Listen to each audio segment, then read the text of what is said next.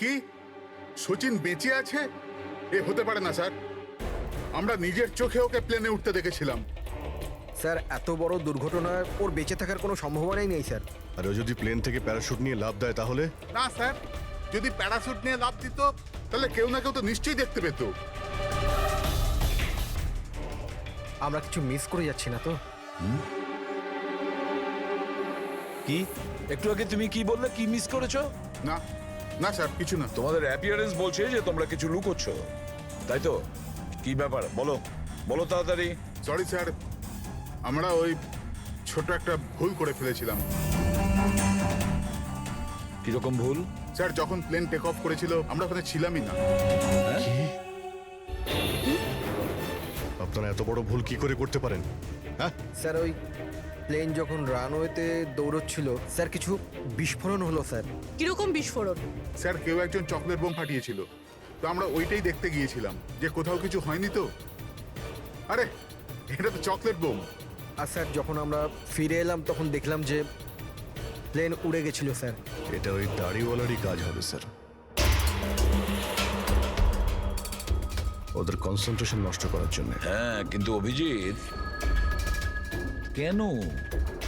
কিসের মোটিভ থাকতে পারে ওদের কনসেন্ট্রেশন ব্রেক করার জন্য? কিছু না কিছু তো গোলমাল আছে অভিজিৎ। আচ্ছা, যখন বোমটা ব্লাস্ট হয় তখন প্লেনটা বায়ুস্তরের কোন জায়গা ছিল?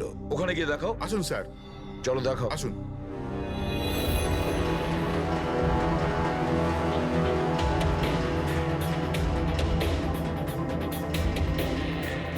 এক মিনিট অভিজিৎ, এ তো রক্ত, শুকিয়ে যাওয়া রক্ত। স্যার রক্তের রং দেখে মনে হচ্ছে খুব বেশি পুরনো নয়, আজ বা কালকেরই। এই রক্ত কার রক্ত? এটা এখানে এলো কি করে? জানি না স্যার। জানি না। সব প্রশ্নের একটাই উত্তর তোমাদের, জানি না। তাহলে জানোটা কি তোমরা? স্যার এয়ার স্ট্রিপের রক্ত মানে কিছু না কিছু হয়েছিল এখানে। এটা তো পরিষ্কার, কিন্তু কি হতে পারে? আর এই রক্ত, এটা কার রক্ত?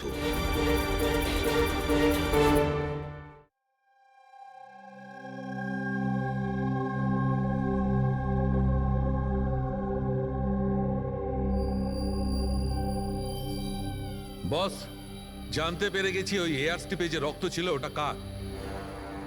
কার ছিল? এর পাইলট সচিনের।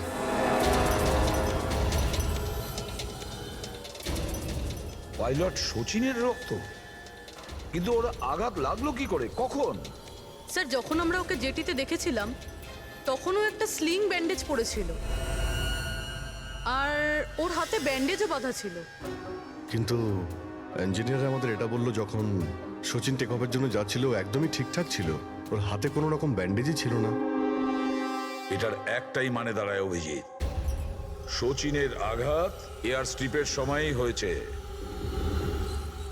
প্লেনটা টেক অফ হওয়ার আগেই সচিন এয়ার স্ট্রিপে পড়ে যায়, আর ওর তখনই আঘাতটা লাগে। ঠিক এইরকমই হয়ে থাকবে বস, কারণ এই জন্যে সচিন প্লেন ক্র্যাশে মারা যায়নি, কারণ সচিন প্লেনে ছিলই না। কিন্তু ডক্টর সালুকে কেউ তাহলে সচিনকে প্লেন থেকে লাফাতে দেখেনি কেন? আরে ওই দাড়িওয়ালা ওখানে বাজি ফাটিয়েছিল না ওদের সরানোর জন্যে। এগুলো সব সচিন আর ওই লোকটার প্ল্যান ছিল।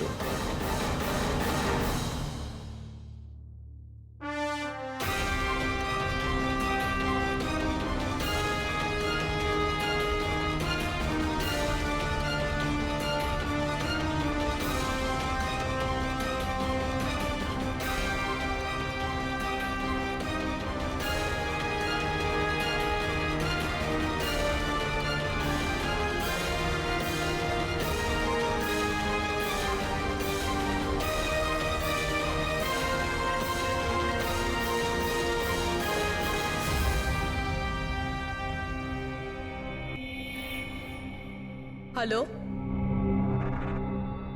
ওকে, থ্যাংক ইউ স্যার। সচিনের ওই গার্লফ্রেন্ড দীপ্তি, যে সিঙ্গাপুরে থাকে, ওর নাম্বার পেয়ে গেছি। সচিন কি হয়েছে ওর? ও ঠিক আছে তো? দীপ্তি, একটা কথা বলো, শেষবারের মতন সচিনের সঙ্গে তুমি কবে কথা বলেছিলে? 2 দিন আগে। 2 দিন আগে? কিন্তু সচিনের ওয়াইফ তো আমাদের বলেছে তোমাদের দুজনের সম্পর্ক ভেঙে গেছে।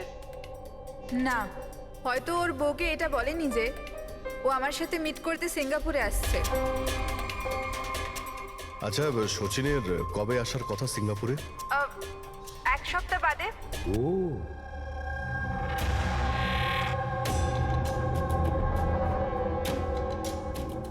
আচ্ছা, আর কি কি কথা হয়েছে তোমার সঙ্গে 2 দিন আগে? ও বলছিল যে ও অনেক টাকা পেতে চলেছে আর তারপরে আমরা দুজনে নতুন জীবন শুরু করতে পারি। কিন্তু আপনার এইসব প্রশ্ন, সচিন ঠিক আছে তো? ভয় পেও না, সচিনের কিছু হবে না। আর যদি দরকার পড়ে আমরা আবার তোমায় ফোন করব। Thank you. আচ্ছা, দীপ্তি আবার যুক্ত নয় তো এই প্ল্যানের সঙ্গে, এই সমস্ত ষড়যন্ত্রের সঙ্গে? পুরবি, একটা কাজ করো, সিঙ্গাপুর পুলিশকে পুরো ডিটেলস জানিয়ে দাও আর বলো যে ওরা এই দীপ্তির ওপর যেন নজর রাখে। Yes sir. স্যার, হ্যাঁ, সচিনের ওয়াইফের সঙ্গে কথা হলো স্যার। ও তো বললো যে সচিনের পাসপোর্ট বাড়িতেই আছে। কি? সচিনের পাসপোর্ট বাড়িতে? আর সচিন সিঙ্গাপুর যাওয়ার জন্য প্ল্যান করছে? এটা আবার হয়নি তো যে সচিন নকল পাসপোর্ট বানিয়েছে? নকল পাসপোর্ট? আচ্ছা, আমাদের ওই ঘেটু আছে না, ও কিন্তু নকল পাসপোর্টের ব্যাপারে অনেক কিছু জানে। হেড্রিক, একটা কাজ করো, পঙ্কজকে বলো যে সচিনের ফটো নিয়ে যেন ঘেটুর সঙ্গে দেখা করে। হ্যাঁ। Yes sir. আরও একটা কথা স্যার, স্যার সচিন যদি প্লেন টেক অফ হওয়ার আগে প্লেন থেকে ঝাঁপ দিয়ে থাকে, তাহলে প্লেনটা ওড়াচ্ছিল কে?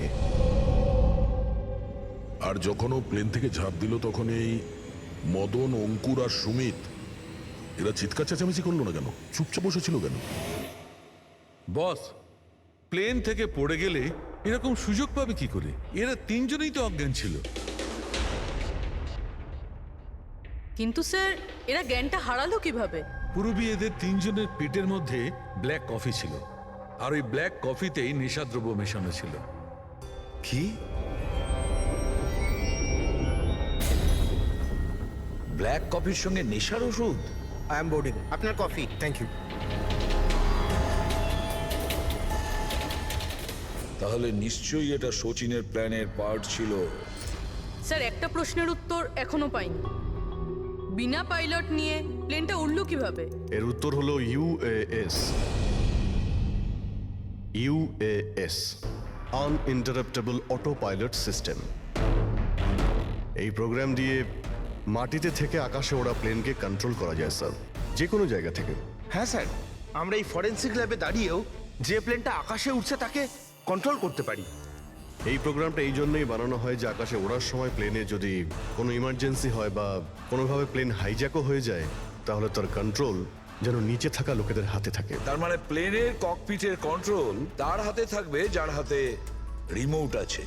হ্যাঁ স্যার, আর যার কাছে রিমোট কন্ট্রোলটা ছিল সেই প্লেনটা ক্র্যাশ করিয়েছে সমুদ্রে। রিমোট কন্ট্রোলের লোক খুনি, 1 কপিতে নেশার ওষুধ।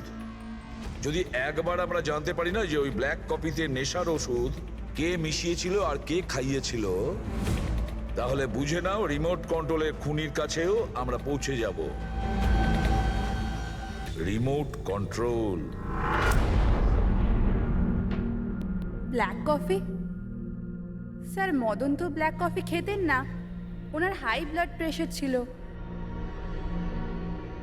আর স্যার, আমিও তো সুমিতকে কোনো ব্ল্যাক কফি দিইনি, কারণ ও যখন বাড়ি থেকে বেরিয়েছিল তখন আমিও বাড়ি ছিলাম না। দেখুন, আমরা ওই 3 জনের পেট থেকেই ব্ল্যাক কফি পেয়েছি, যে সেই নেশার ওষুধ মিশিয়েছিল। আর আপনারা বলছেন যে আপনারা কেউ নিজেদের স্বামীকে ব্ল্যাক কফি খাওয়াননি। হতে পারে অন্য কেউ ওনাদের ব্ল্যাক কফি খাইয়েছিল, বা হতে পারে বাইরে যেখানে গিয়েছিল সেখানে খেয়েছিল। কোথাও গিয়েছিল কি? হ্যাঁ স্যার, ওকে আমাদের ড্রাইভার এয়ারপোর্টে ছাড়তে গেছিল। তাহলে হতে পারে যে ও বাইরে কোথাও কফি খেয়েছে, তাহলে ড্রাইভার জানতে পারে। রবি, ওকে একবার ডাকুন তো, কোথায় আছে ও? স্যার, যবে এই ঘটনা ঘটেছে তবে থেকে ও কাজে আসছে না, ও আমার ফোনও তুলছে না। তার মানে অভিজিৎ, এই রবি কাল থেকে উধাও।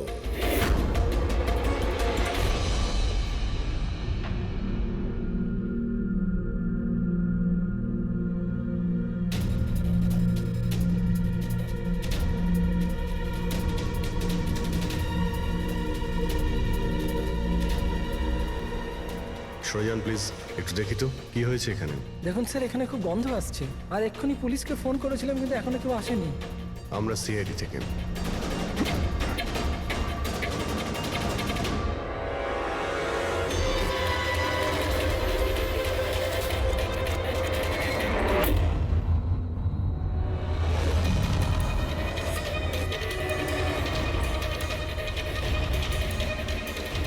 স্যার আরও একটা খুন।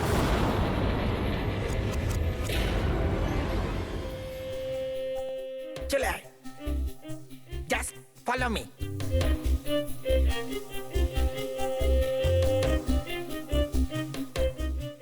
পঙ্কজ, চুপচাপ আমার পেছন পেছন চলতে থাকবি যতক্ষণ আমি এখানে আছি। তোর ঘাবড়ানোর কোনো দরকার নেই। এই যে ঘেটু, আমি না ভয় পাই না, আমি একজন সিআইডি অফিসার। চুপচাপ চল, ফলো মি, ওইদিকে চল।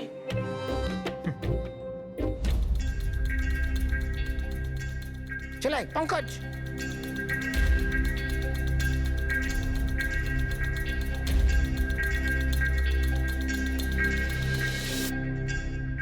কি বন্ধু, শুনেছি তুমি খুব সুন্দর পাসপোর্ট বানাও। কে বললো? আমার একটা বন্ধু বলেছে। বন্ধু? কে বন্ধু? এ না, আমি চিনি না একে।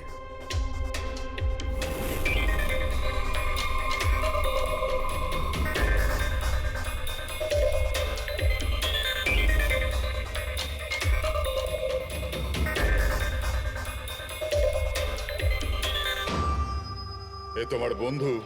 তোমার কোনো সন্দেহ আছে? খুব ভালো করে চিনি আমি একে। এর পাসপোর্টও রেডি হয়ে পড়ে আছে আমার কাছে। আরে বাহ, তাহলে তো আমারও পাসপোর্ট হয়ে যাবে, তাই না? হয়ে যাবে, কিন্তু 2টো পেটি লাগবে। আরে দেবো তো 2 পেটি। বলো না কি চাই, আম চাই না 2 পেটি আপেল চাই, বলো কি চাই। এ শালা, 2 পেটি মানে 2 লাখ। 2 লাখ? 2 লাখ? চল এটা বল, তোর নাম কি লিখবো পাসপোর্টে? Sub inspector Pankaj, CID. CID? হ্যাঁ, সিআইডি। আরে আরে আরে, আমি কি করেছি তোমার? শুধু তোরই নয়, যত নকল পাসপোর্ট বানায় সব ধান্দা বন্ধ হয়ে গেছে। যে যে প্রশ্নগুলো আমি করব সব কটা সত্যি সত্যি উত্তর দিবি, না হলে 2 লাখ বার উঠবস করাবো, বুঝেছিস? জিজ্ঞেস করো, জিজ্ঞেস করো কি করবার আছে। এ ওর নকল পাসপোর্ট নিতে কখন আসবে? জানি না। জানিস না? আজ সন্ধ্যেবেলা, আজ সন্ধ্যেবেলা। দেখলে পঙ্কজ, খেঁচুর কামার। স্যার রবির ঘর থেকে যে বোতলটা পাওয়া গেছে, ওখানে ওই নেশার ওষুধটা আছে যেটা সালুনকে স্যার ব্ল্যাক কফিতে পেয়েছিল। ওই রবি ছাড়া আর কারোর আঙুলের ছাপ পেয়েছিলে ওই বটলে? হ্যাঁ স্যার, রণদীপের।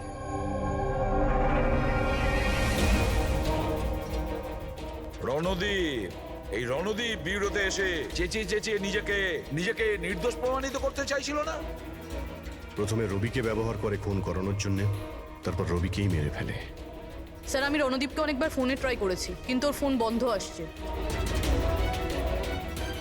একবার এই সচিনকে যদি আমরা পাই না, ওই আমাদের পৌঁছে দেবে রণদীপের কাছে। সন্ধেবেলায় তো ও আসছে নিজের নকল পাসপোর্ট নেওয়ার জন্য।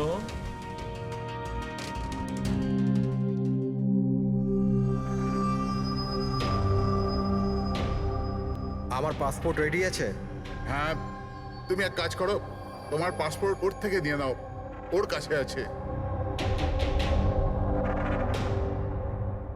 আরে ভাই তাড়াতাড়ি করো, আমার কাছে বেশি সময় নেই। সত্যি বলেছিস তুই, তোর কাছে তো একদম সময় নেই। বাস এইটা, এই ফটোটা চিপকে দি। এটা কি ধরনের মজা? মজা নয়, এটা সিআইডির উপহার। সিআইডি? বল, ওই প্লেন ক্র্যাশটা কি করে করেছিলি তুই?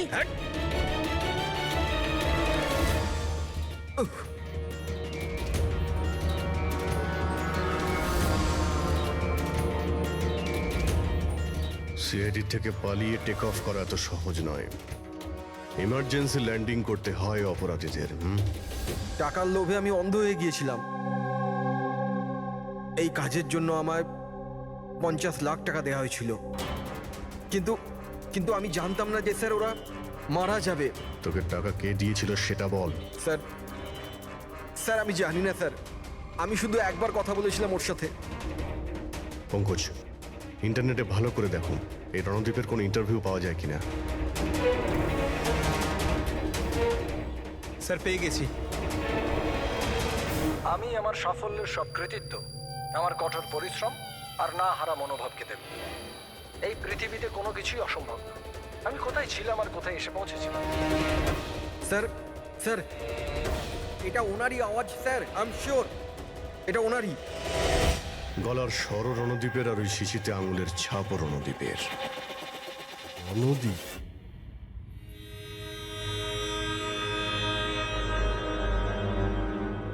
স্যার সামনে গিয়ে রাইটে। স্যার এই রণদীপের ফোন তো অফ বলছে, ওর লোকেশন কি করে ট্র্যাক করব? আরে ফোন বন্ধ তো কি হয়েছে পঙ্কজ, ওর ভিডিওটায় মনে আছে? ওই ভিডিওটার মধ্যে ওর হাতে একটা ব্রেসলেট পড়েছিল। আমি ওই ইন্টারভিউ দ্বিতীয়বার চেক করেছি। কিন্তু স্যার ব্রেসলেট দিয়ে লোকেশন কি করে ট্র্যাক করব? পঙ্কজ, ওটা কোনো অর্ডিনারি ব্রেসলেট নয়।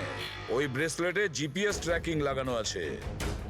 আর এরকম ব্রেসলেট বেশিরভাগ টাইপ 1 ডায়াবেটিসের লোকেরাই পরে। ব্রেসলেটে জিপিএস থাকে স্যার? হ্যাঁ, তার কারণ হলো যে ওর শরীর যদি কোনো সময় খারাপ হয়ে যায় বা ওর মাথা ঘুরে যায়, তাহলে ওর পরিবারের লোকেরা জিপিএস এর সাহায্যকে সহজেই ট্র্যাক করতে পারবে। কিন্তু স্যার এই জিপিএস বলছে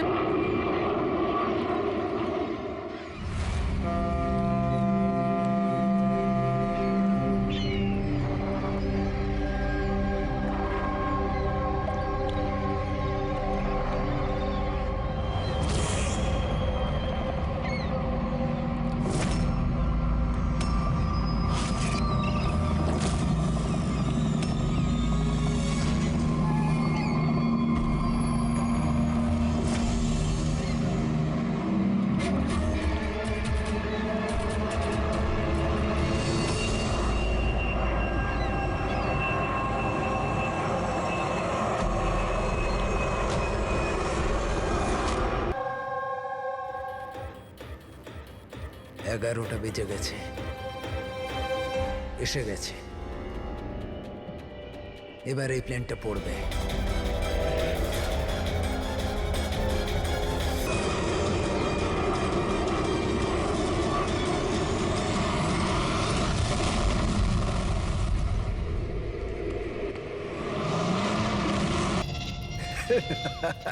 মজা দেখলাম।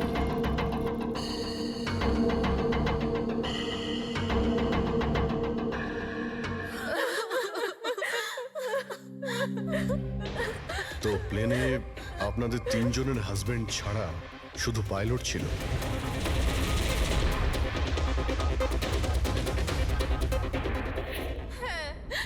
আর এখনো অবধি কোনো খবর পাননি আপনারা?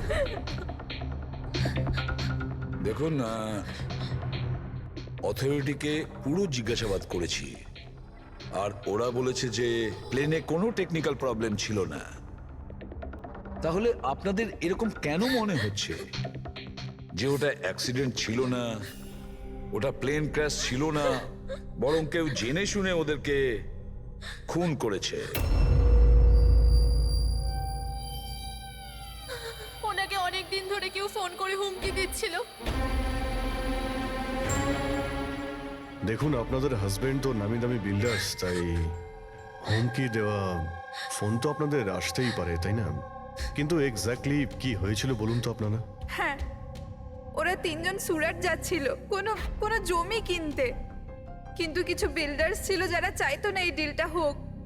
হ্যাঁ স্যার, কোটি টাকার ডিল ছিল। নিশ্চয়ই এই কাজ ওদের মধ্যেই কারোর হবে। আচ্ছা, হুমকি দিয়ে কেউ ফোন করলো আর আপনারা পুলিশের কাছে কেন রিপোর্ট করেননি? স্যার, আমরা পুলিশের কাছে যেতে চেয়েছিলাম, তো আমাদের হাজবেন্ডরা আমাদের বাধা দিল। হ্যালো, কে বলছেন? খবরদার, যদি ওই সুরাটের জমিটার ব্যাপারে ভেবেওছো তুমি, বুঝেছ? হুমকি দিচ্ছেন? হুমকি দিচ্ছেন আমাকে? হুমকি ভাবো তুমি। কাল সকাল 11টার সময় তোমার জীবনের শেষ নিঃশ্বাস নেবে তুমি। আপনার যা করার করে নিন, এই ডিল তো আমি করেই ছাড়বো। প্লেন ক্র্যাশও ঠিক 11টার সময় হয়েছিল স্যার। 11টা বেজে গেছে। এবার এই প্লেনটা পড়বে।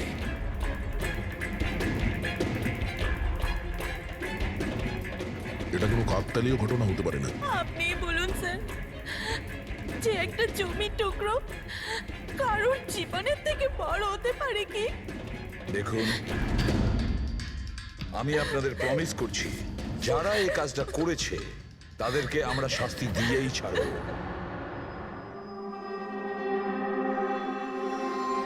স্যার, আমাদের 5 বছর হয়ে গেছে এই কাজ করছি, আজ পর্যন্ত একটাও ভুল হয়নি। আমাদের কাজে ভুল হওয়ার কোনো সম্ভাবনাই নেই স্যার। যদি স্যার প্লেনে কোনো প্রবলেম থাকতো তাহলে আমরা ওটাকে উঠতে দিতাম না। তাহলে আপনাদের কথা অনুযায়ী প্লেনে কোনো প্রবলেম ছিল না? একদমই নয় স্যার। তাহলে প্লেনটা ক্র্যাশ হলো কি করে? হ্যাঁ, 4 জন মারা গিয়েছেন, কে দায়িত্ব নেবে তার? স্যার, আমি নিজেই খুব অবাক হয়েছি যে এটা ঘটলো কি করে। ফ্লাইট রেকর্ডার জানেন তো আপনারা, যাকে আমরা ব্ল্যাক বক্স বলি, সেখানেও সবকিছু নর্মাল দেখাচ্ছে। নর্মাল বললে কাজ চলবে না, সব কিছু ডিটেলে বলুন, শুরু থেকে, টেক অফ হওয়ার আগে থেকে কি হয়েছিল? আমরা পুরো প্লেন চেক করে পাইলটকে হ্যান্ডওভার করে দিয়েছিলাম। তারপরে ওই 3 বিজনেসম্যান প্লেনে করে সুরাটের দিকে রওনা দিল।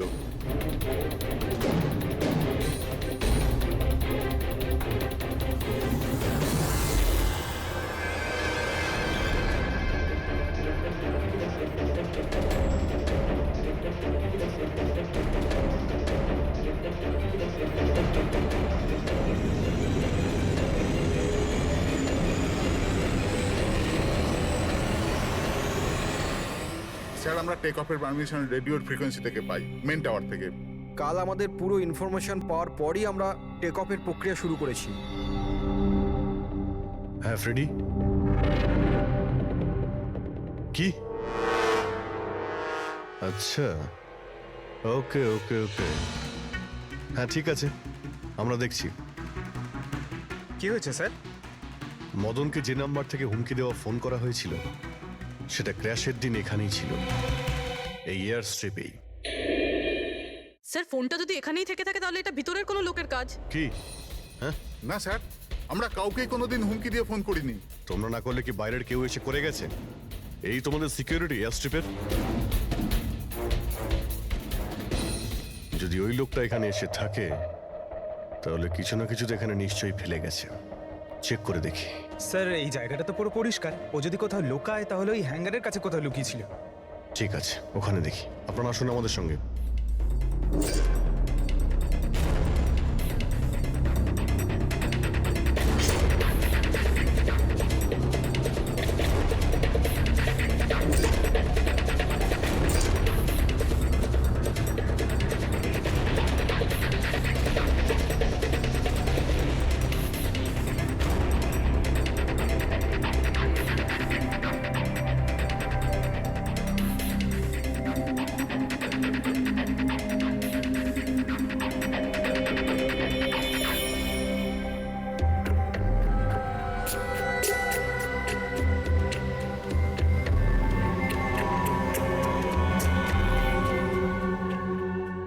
স্যার, স্যার একটা ভাঙা ফোন পেয়েছি।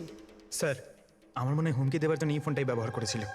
হতে পারে, ইউজ করে ভেঙে দিয়েছে। রেখে দাও, কিছু প্রমাণ তো নিশ্চয়ই পাওয়া যাবে। কোথায় পেলে তুমি এটা? স্যার, ওখান থেকে। স্যার, এখানে।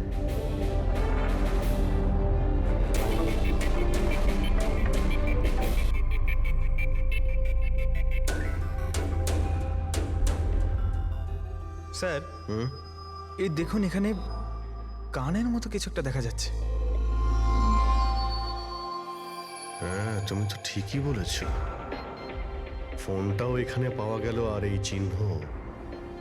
এমনটা নয় তো যে ওই অপরাধী এখানে হেলান দিয়ে ফোনে কথা বলছিল আর আমাদের জন্যে ও প্রমাণ রেখে গেছে এখানে।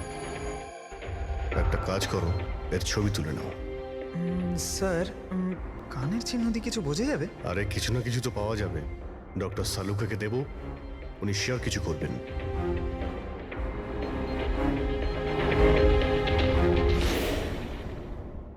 স্যার, 2টো লাশ পাওয়া গেছে, অঙ্কুর আর মদনের। অঙ্গদ আর মদন। আচ্ছা, সুমিত আর ওই প্লেনের পাইলট?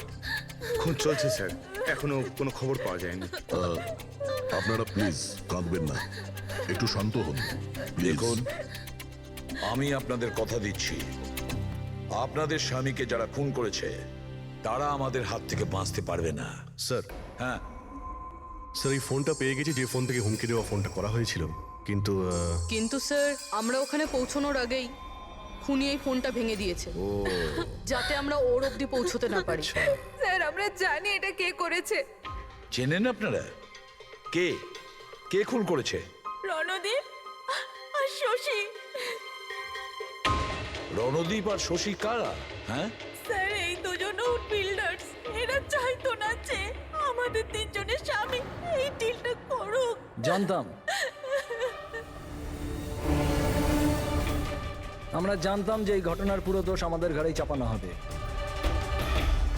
আপনাদের পরিচয়? স্যার এরাই দুজন হলো সেই খুনি, রণদীপ আর শশী।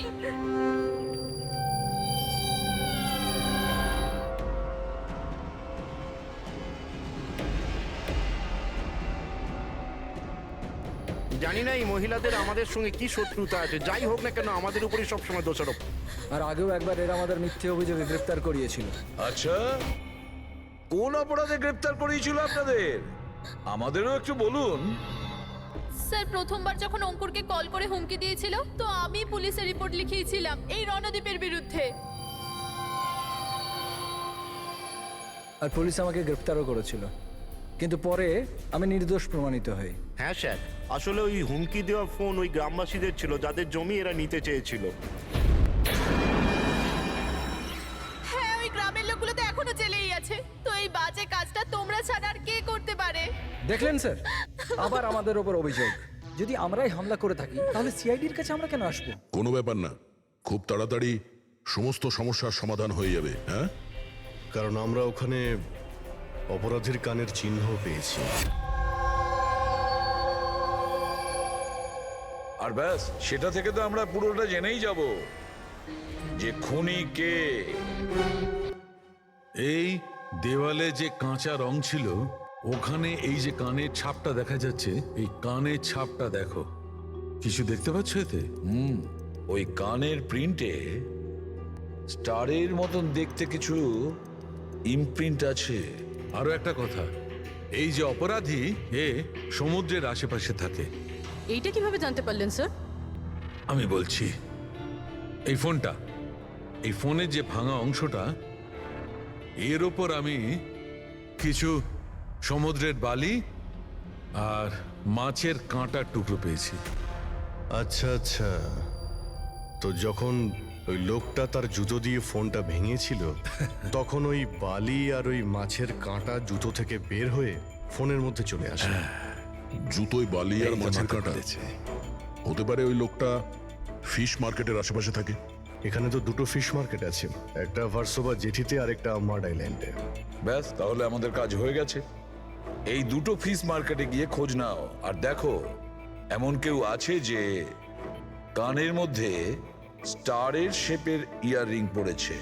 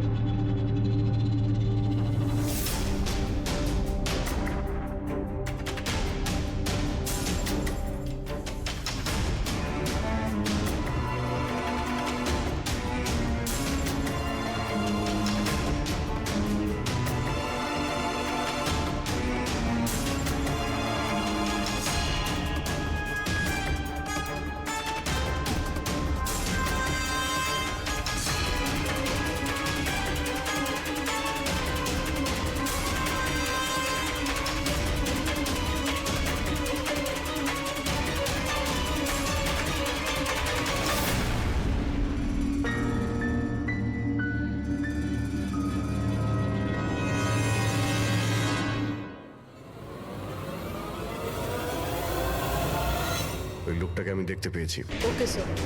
সবাই চলে এসো। Okay sir.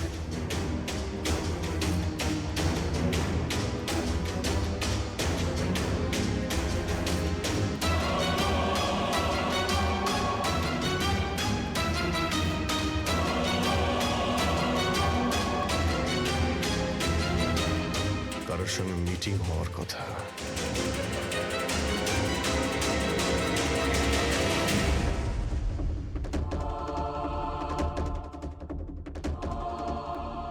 এই লোকটা কে চিনতে পারছি না তো।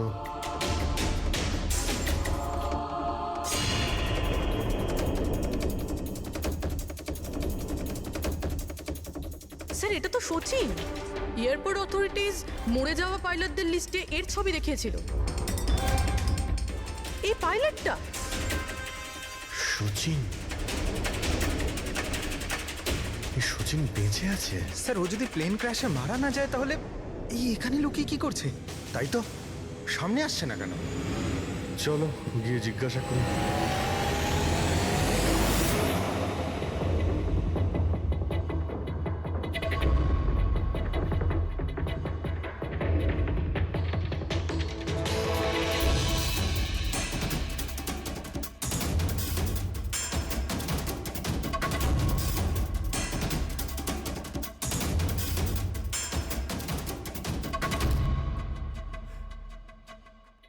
স্যার, হ্যাঁ,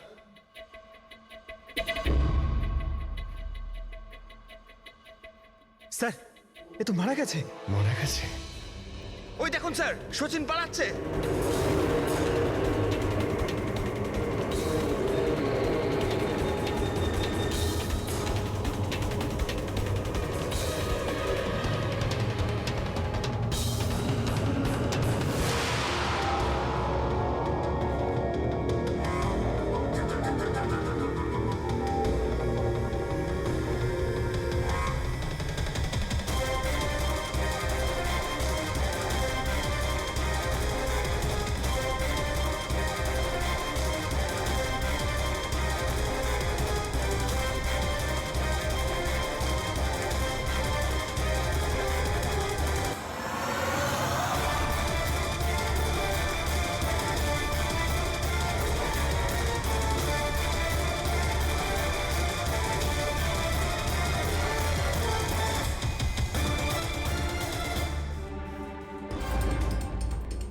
স্যার ওই লোকটা মনে হয় এমন কিছু রহস্য জানতো যেটা সচিন চাইতো না আমরা জানতে পারি, আর হয়তো সেই জন্যই ওকে মেরে ফেললো।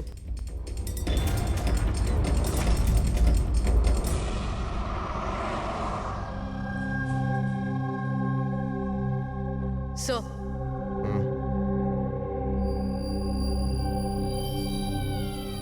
কি জিজ্ঞেস করতে চান আপনি আমাকে? আপনার হাজবেন্ড সচিনের ব্যাপারে। আপনি কি বলতে পারবেন ও কোথায় আছে? এটা কিরকম প্রশ্ন ইন্সপেক্টর? আপনারা তো জানেন কিছুদিন আগে একটা প্লেন ক্র্যাশে। আগে না, সচিন বেঁচে আছে। বেঁচে আছে? আগে হ্যাঁ।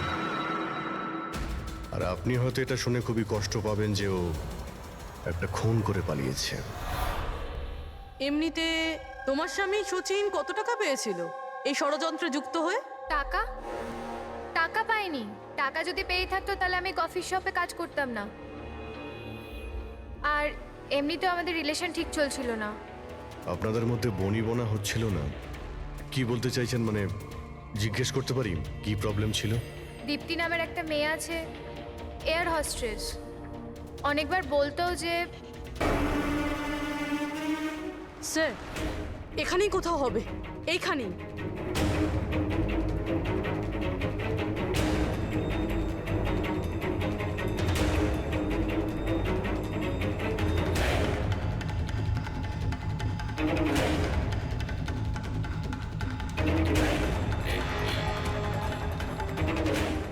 এইদিকে স্যার। স্যার এখানেই কোথাও হবে। ওর হার্ট রেট ক্রমশ কমে আসছে। হার্ট রেট ক্রমশ কমে যাচ্ছে? এদিকেই ও কোথাও আছে। দাঁড়া দাঁড়া, এই মাটিটা অন্যরকম মনে হচ্ছে কেন? এই মাটির নিচে আবার নেই তো? হতে পারে।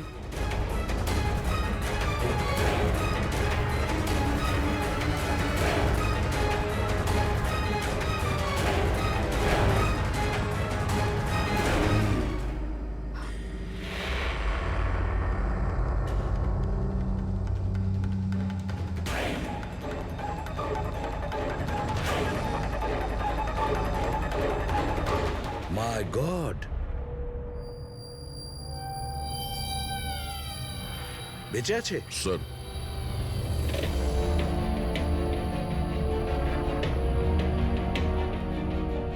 স্যার আমরা তো ভেবেছিলাম যে এই লোকটাই খুনি, কিন্তু এখন দেখছি ওই তো মারা যাচ্ছিল। স্যার আমার মনে হয় না রবির খুন রণদীপ করেছে বলে, কারণ ব্যুরো থেকে বেরোনোর পরে ওর ব্রেসলেটের লোকেশন এখানটাই ছিল, ও অন্য কোথাও যায়নি। তার মানে যে শচীনকে টাকা দিয়েছিল সে রণদীপ ছিল না, অন্য কেউ ছিল। কিন্তু স্যার ভয়েস তো ওরই ছিল, গলার আওয়াজ তো ওরই ছিল।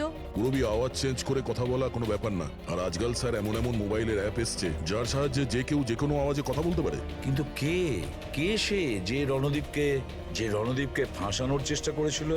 সে কে ছিল যে কিনা নিজের ভয়েস চেঞ্জ করার অ্যাপ ইউজ করেছিল?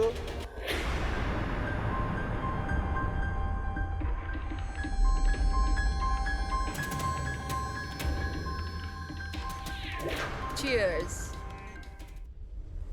হ্যাঁ, চিয়ার্স চিয়ার্স। আসুন আসুন আসুন। অভিনন্দন আপনাকে। অভিনন্দন? কিসের জন্য? ওই অ্যাপের জন্য।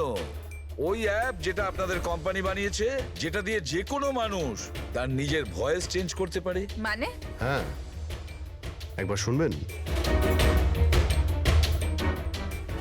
তোমাকে তোমার অপরাধের জন্য এবার জেলে যেতে হবে। তোমার অপরাধের জন্য এবার জেলে যেতে হবে। এটা কি ধরনের মজা? এটা মজা নয়। এই ডিভাইস দিয়েই তুমি রণদীপকে ফাঁসানোর চেষ্টা করেছিলে, তাই না? পুরবি, অ্যারেস্ট করো একে। চলুন ম্যাডাম।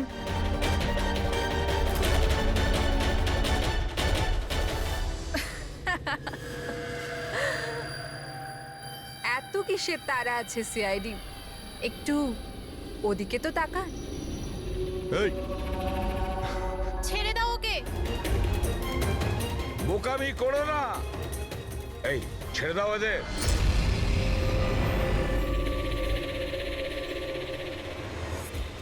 মাই গড, তাড়াতাড়ি ওঠো।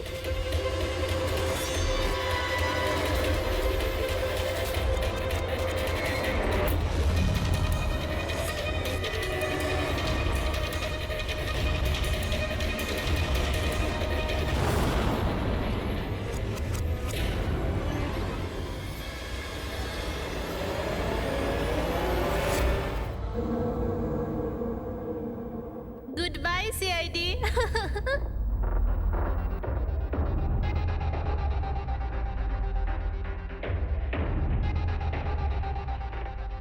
Well done girls. আজ পর্যন্ত বড় বড় অপরাধী যেটা করতে পারেনি সেটা আমরা করে দেখিয়েছি। সিআইডি তো পাগল হয়ে গেছে মনে হয়। আরে ওসব তো ঠিক আছে, কিন্তু আমরা যাব কোথায়? অরিজিনাল প্ল্যান তো আমরা ভেস্তে ফেলেছি। ভেবে দেখি, কোনো না কোনো রাস্তা তো পেয়েই যাব।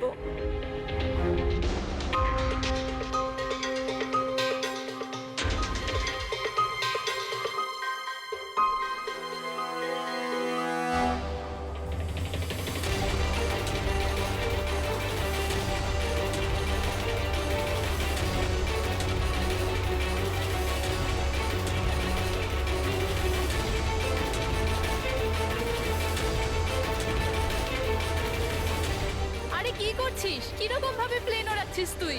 আরে আমি চালাচ্ছি না রে। তুমি তো বলেছিলে যে তুমি প্লেন চালাতে পারো। আরে আমি এটা করছি না, এটা নিজে থেকে হচ্ছে।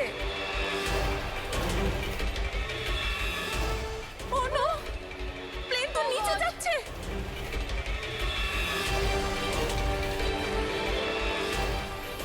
মনে হচ্ছে আমাদের ইউএস টেকনোলজি কেউ জানতে পেরে গেছে নাকি? কিন্তু কি করে?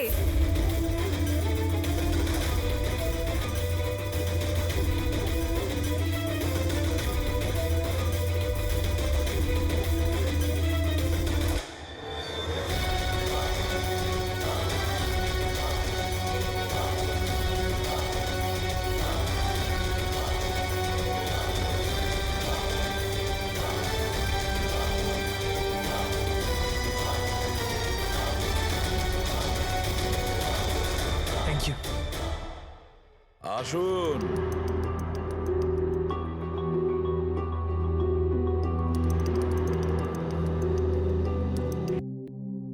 যে দেশে মহিলারা স্বামীর দীর্ঘ জীবনের জন্য ব্রত রাখেন, সেখানে আপনারা তিনজন মিলে আপনাদের স্বামীদের খুন করে দিলেন?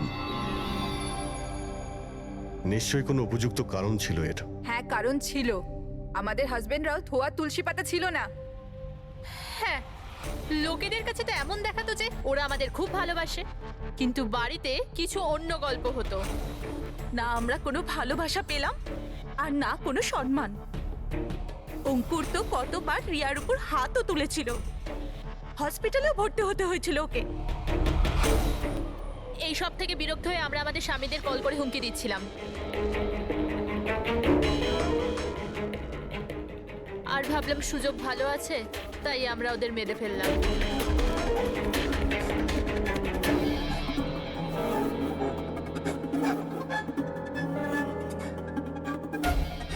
আর ভাগ্য দেখুন, রণদীপ রবির কাছে গিয়েছিল ওই অজ্ঞান হওয়ার ওষুধ নিয়ে, যাতে আমাদের স্বামী মিটিংয়ে পৌঁছতেই না পারে। আর এই ব্যাপারটাও আমাদের কাজে লেগে গেল। তাহলে রবির সততার সুযোগ নিয়েছো তুমি। তারপরে তোমরা রণদীপকে মাটিতে পুঁতে দিয়েছিলেন, যাতে আমাদের মনে হয় ও অপরাধ করে পালিয়ে গেছে।